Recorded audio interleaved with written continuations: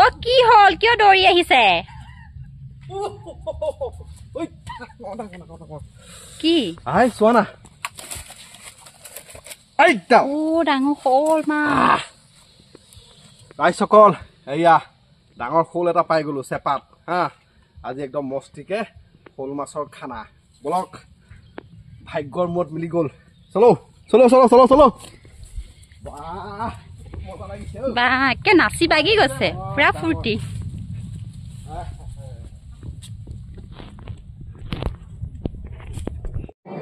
তো ৰাইজসকল এইডাল শ'ল মাছ আমাৰ 4টা মানুহ ধুনীয়াকৈ এসাঁজ হৈ যাব ন এতিয়া ধুনীয়াকৈ বাছি কেনেকৈ বনাবা মস্তিকে বনাব লাগিব কিন্তু বহুত দিনৰ মূৰত আজি শ'ল মাছ দেই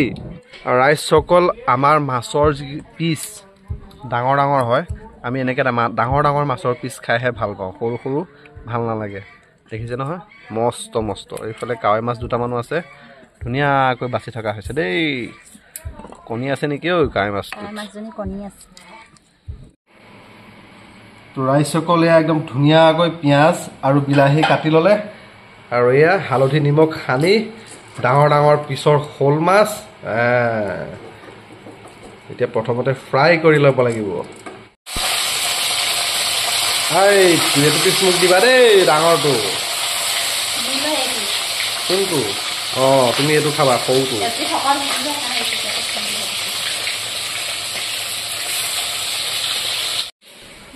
তো ৰাইজসকল অলৰেডি মাছ ফ্ৰাই কৰি হৈ গ'ল ইয়াতে গ্লাছতে আদা আৰু নহৰু থেতেলিয়াই ল'লে আৰু এইফালে পিঁয়াজ আৰু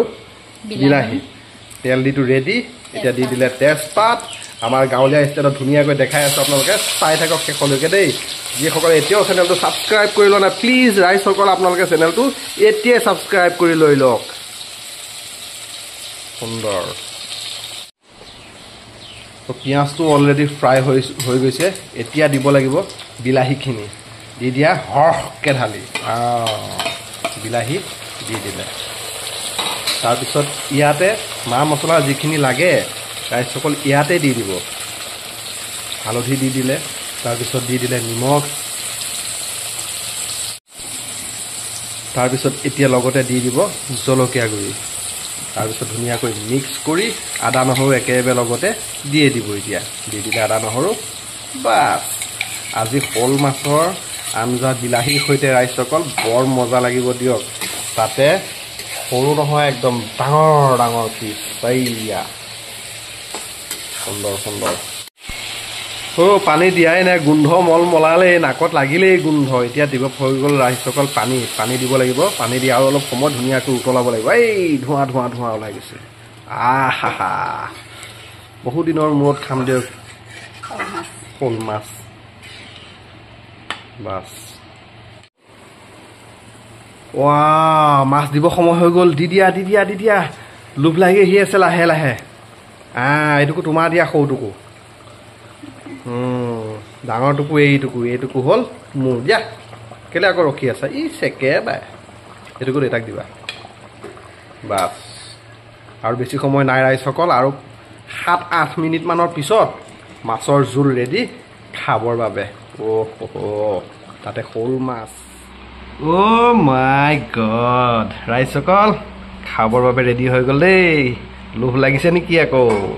মাতিম দিয়ক এদিন আপোনালোককো দেই খাবৰ বাবে ৰেডি হৈ গ'ল এইটো আচল বস্তুটো এইটো শ'ল মাছৰ জোল মানে একেবাৰে জোল কৰা নাই গ্ৰেভি কৰিছে ইমান মানে জোল নহয় আৰু থপথপীয়াকৈ কৰি ৰাখিছে মানে এনেকৈ বনালে ইয়াৰ যিটো সোৱাদ বা ক'ব নালাগে কিন্তু বহুত বেছি সোৱাদ লগা হয় আৰু ভাত দেখিছে এটা উখোৱা চাউলৰ ভাত আৰু এইফালে দাইল লৈ লৈছোঁ প্ৰথমে দাইলটো কিয় ল'ব লগা হৈছে মাছটো গ্ৰেভিকৈ বনাইছে ন জোলখন লাগিব নহয় আৰু পিচডাল হৈছে এইডাল গৰমেই হৈ আছে দিয়ক ৰাইজসকল আৰম্ভ কৰি দিয়ক আপোনালোকৰ খোৱা বোৱা হ'লনে নাই আজি দুপৰীয়া খাদ্য এনেদৰে আৰু দিয়ক ভাগ্যৰ মূৰত মিলিছে এইটো